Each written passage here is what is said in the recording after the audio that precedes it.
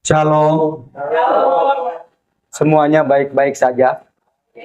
Ini hari yang ke-6 ya.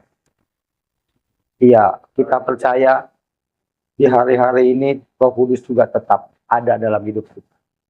Kalau kita mau mengetahui apakah Roh Kudus itu, dikatakan bahwa Roh Kudus itu adalah Roh penghibur, Roh penolong, dan juga Roh yang menguatkan, meneguhkan, bahkan memberikan pengharapan akan keselamatan.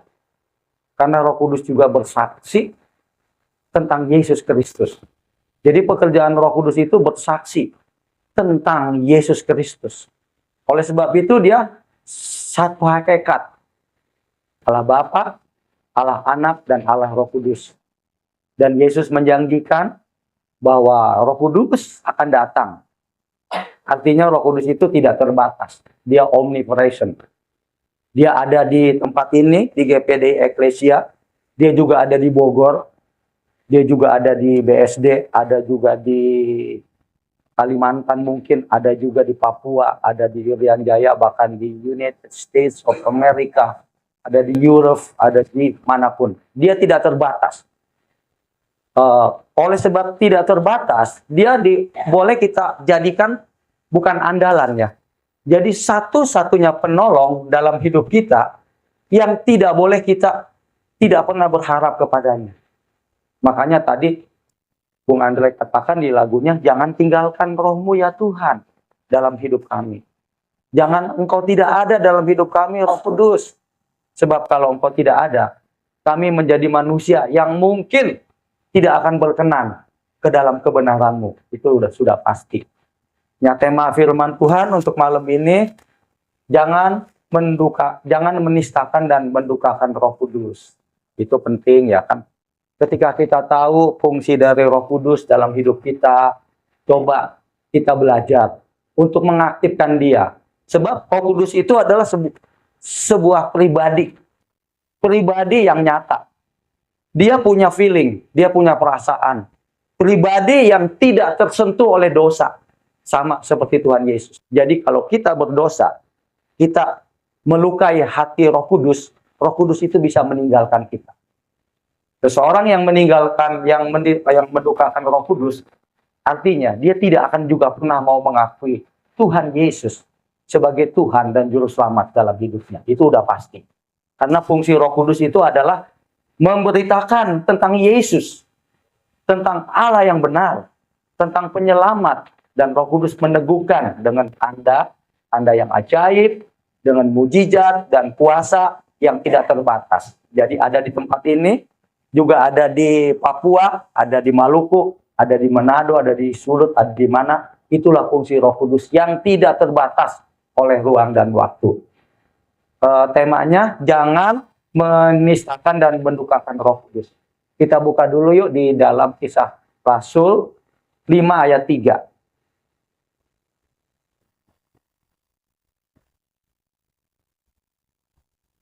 Kisah Rasul 5 ayat 3.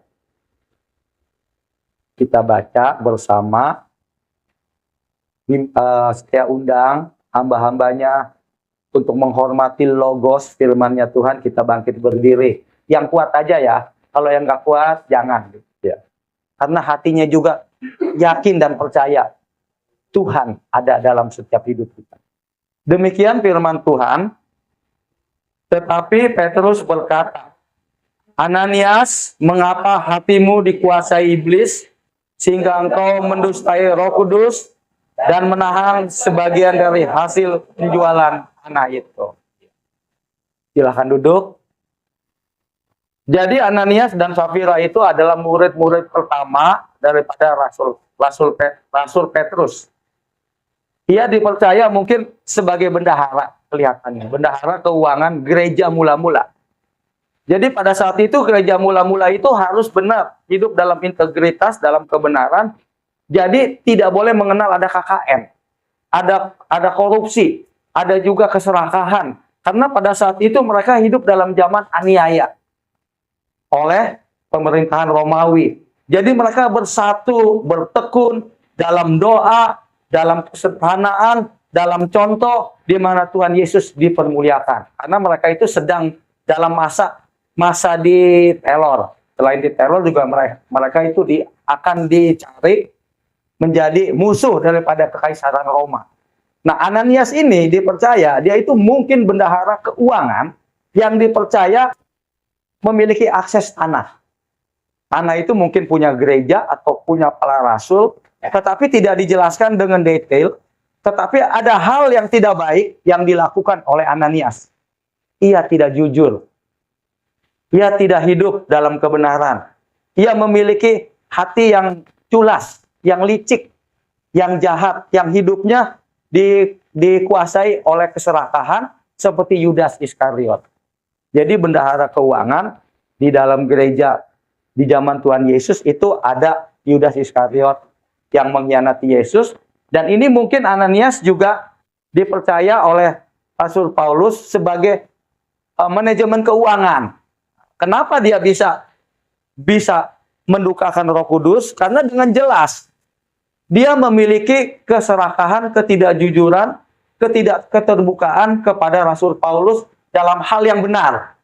Jadi Rasul Paulus ingin setiap murid-muridnya yang dimuridkan pada saat itu memiliki integritas, memiliki kebenaran. Salah satu contohnya, jika harus membayar pajak kepada kaisar, bayar. Jika harus membayar persembahan kepada bait Allah atau sinagoga, lakukan. Jika harus melakukan pertolongan kepada orang miskin yang membutuhkan, lakukan. Pelayanan meja, pelayanan apapun. Tetapi Ananias, dia menjual tanah dijual, dan setelah dijual dia membawa hasil penjualannya kepada Petrus. Tetapi ada hal yang membuat Petrus itu mungkin tidak merasa nyaman dengan tindakan dia. Mungkin dia ada tindakan yang mendahului daripada otoritas kerasulan di zaman itu. Nah, dijelaskan sih ada satu buku yang mengatakan tanahnya itu milik dia gitu. Di buku yang tanahnya milik dia, tetapi saya percaya itu adalah tanah milik jemaat mula-mula yang menabur sehingga menjadi benih untuk kerajaan Allah, kerajaan Tuhan Yesus yang subur di Imperium Roma. Dan Ananias ini tidak jujur sehingga akibatnya ia mengalami hal yang fatal. Jadi begini, siapa sih yang mendukakan, yang menistakan Roh Kudus?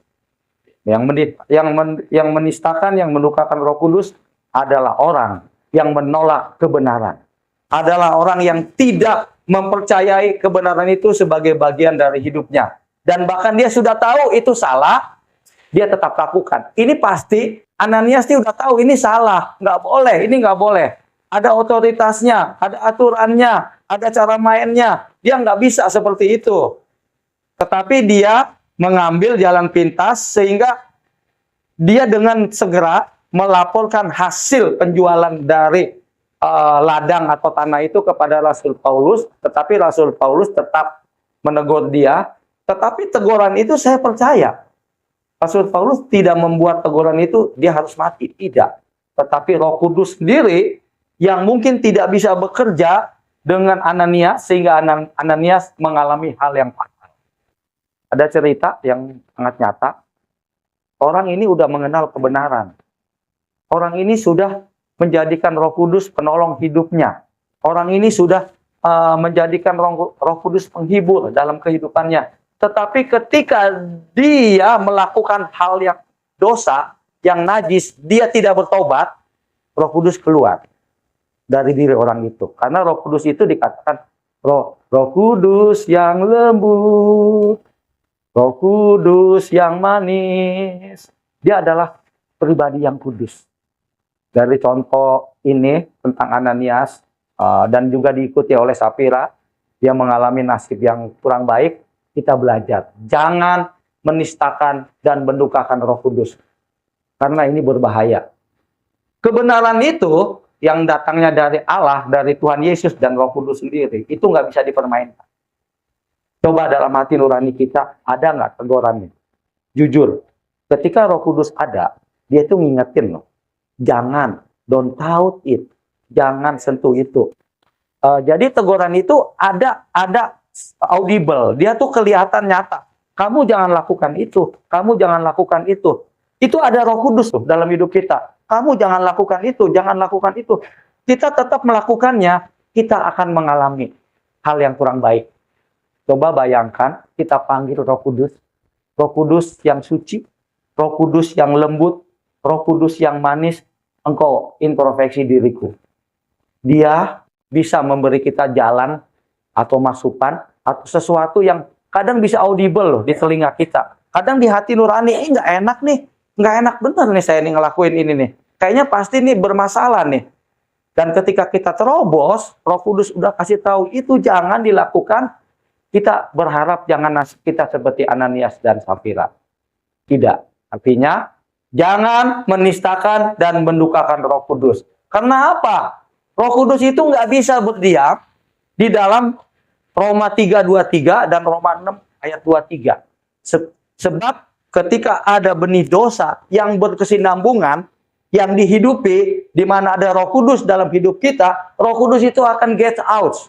Dia akan keluar. Karena dia tidak akan pernah bisa bersekutu dengan tubuh, jasmani, dan juga roh yang berdosa.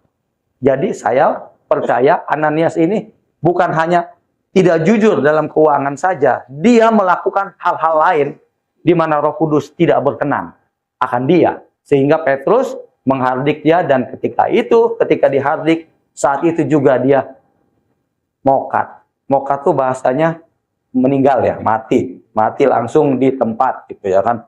Nah, artinya itu kita buka lagi contoh-contoh lain, Yesaya 63 ayat 10. Nah, ini lebih bandel lagi nih. Ini bukan soal keuangan. Ini bukan soal ketidakjujuran. Yesaya 63 ayat 10 ya. Kita buka firman Tuhannya. Ini bukan soal keuangan, bukan. Bukan soal ketidakjujuran akan otoritas, bukan. Ini ketidakjujuran soal pemberontakan, ketidaktaatan kepada Tuhan. Di mana Roh Allah yang tadinya hadir, Roh Allah itu meninggalkan bangsa Israel. Pak Dipo, minta tolong boleh baca. Yesaya 63 ayat 10. Demikian firman Tuhan. Tapi mereka memberontak dan membukakan fokusnya, maka ia berubah menjadi musuh mereka, dan ia sendiri berperang melawan mereka. Iya, amin. Katakan dengan jelas, ini tentang bangsa Israel.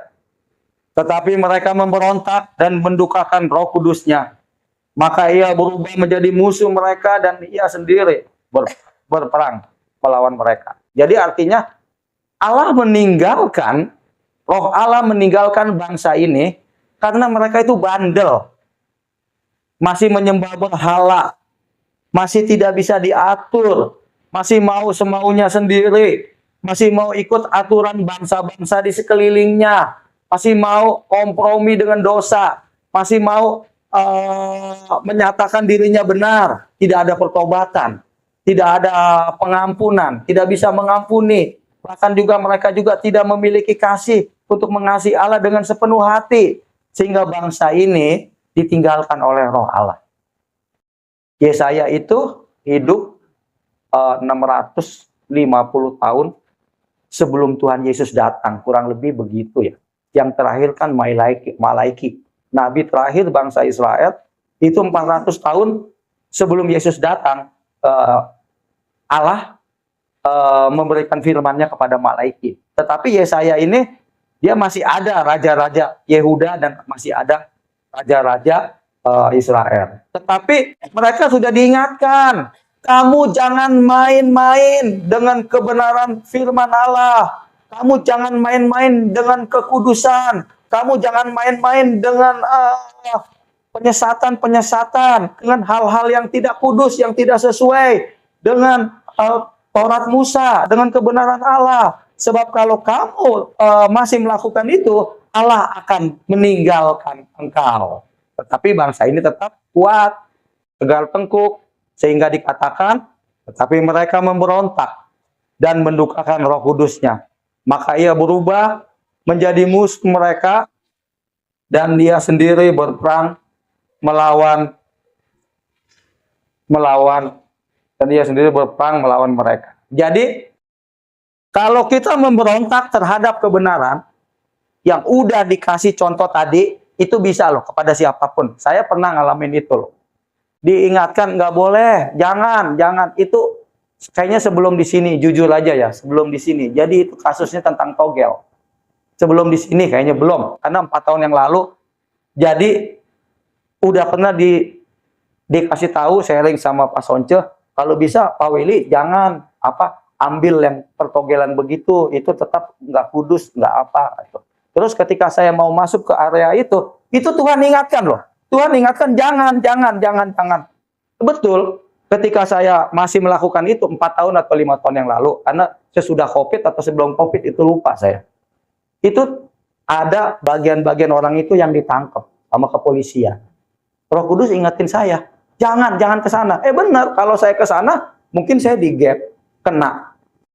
Saya masih taat, walau orang berdosa, saya nggak ke wilayah itu. Dan pada saat itu daerah Bogor Utara ada penggerebekan tentang togel yang besar-besaran gitu. Jadi sebagian teman-teman kami kena. Pak, saya tidak, karena mungkin saya masih taat. Oh ya, saya nggak ke sana dan saya ikutin. Dan hari-hari ini juga ketika saya tidur, di mana kan kadang malam di sini tuh tidur, saya dikasih mimpi juga. Tapi rahasia mimpinya, ya pribadi ya rahasia. Tapi itu saya percaya itu dari Roh Kudus yang mengingatkan saya untuk don't tout it. Jadi dikatakan jelas di sini, seseorang yang memberontak terhadap kebenaran dan dia berusaha, sudah tahu itu salah, dia lakukan, dia mendukakan Roh Kudus. Karena Roh Kudus itu tidak bisa berada dalam hal-hal yang dosa, hal-hal yang tidak kudus, hal-hal yang tidak benar. Karena Roh Kudus itu sendiri adalah Roh Tuhan Yesus, Roh Allah yang sehakikat dengan Tuhan Yesus, dan dia sendiri itu adalah kebenaran mutlak. Amin. Jadi jelas ya, jangan menistakan dan mendukakan Roh Kudus, dan Roh Kudus itu juga adalah kebenaran. Selanjutnya, sebelum kita akhiri, di dalam Efesus 4 ayat 30. Ini juga jelas ya. Mendukakan Roh Kudus, Efesus 4 ayat 30. Efesus 4 ayat 30, demikian firman Tuhan. Demikian firman Tuhan.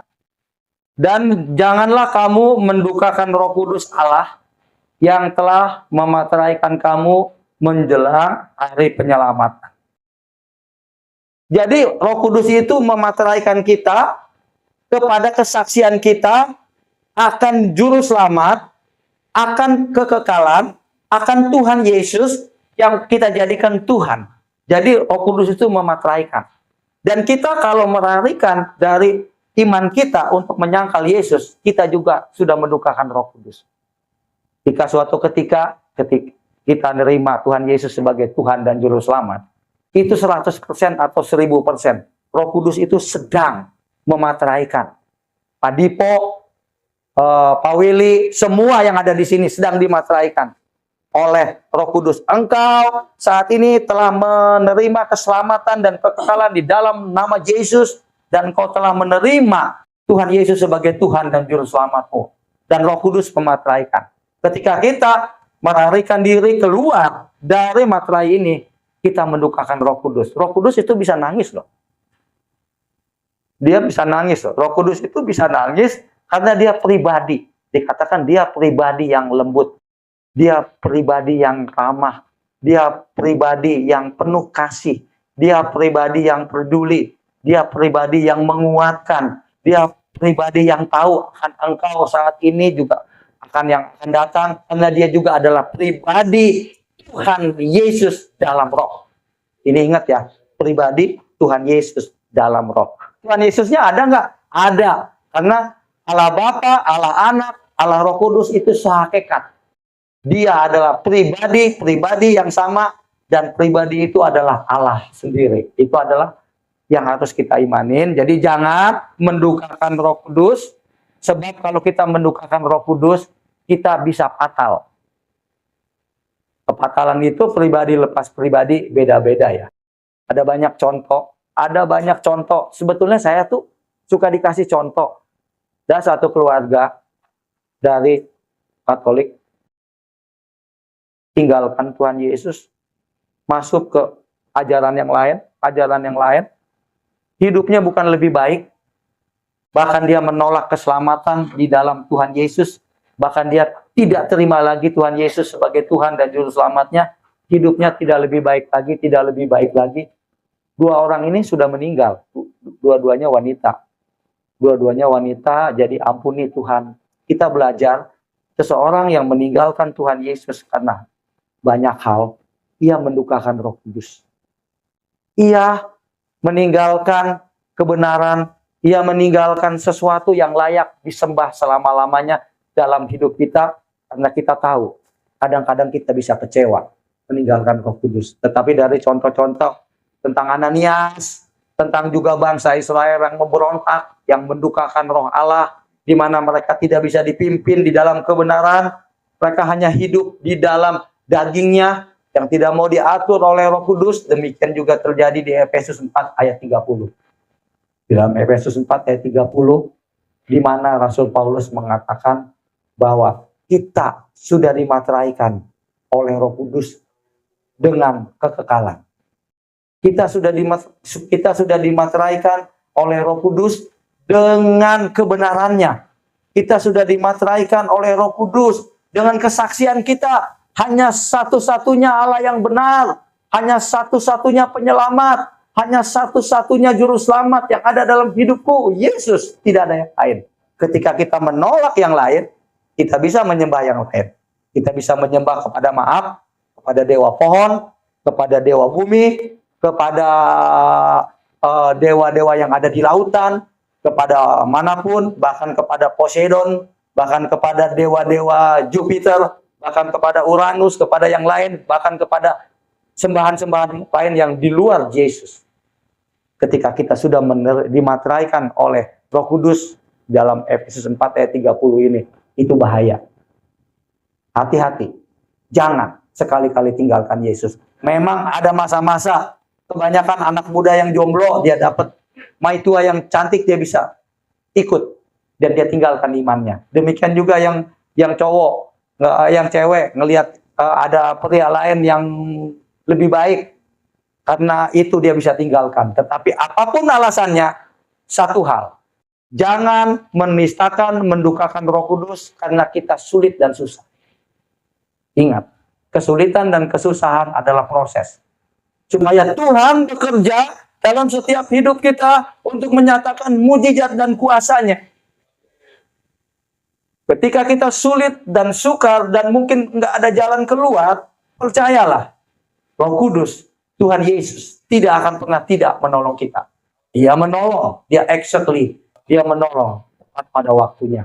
Dan tidak ada satupun di mana kita lakukan dengan ketaatan, dengan kesetiaan, dengan konsisten, dengan kebenaran, bahwa Roh Kudus akan meninggalkan kita. Tetapi ketika kita menolak Tuhan Yesus sebagai juru selamat dalam hidup kita, dan kita menolak juga kebenaran yang ada di dalam Kristus, kita sudah mendukakan Roh Kudus.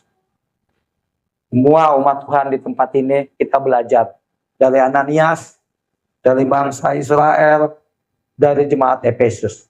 Di mana jemaat Efesus telah dimateraikan oleh Roh Kudus menjadi saksi, menjadi murid Tuhan Yesus di dalam kebenarannya. Firman Tuhan tidak dipanjang lebari. Saya akan nyanyikan sebuah lagu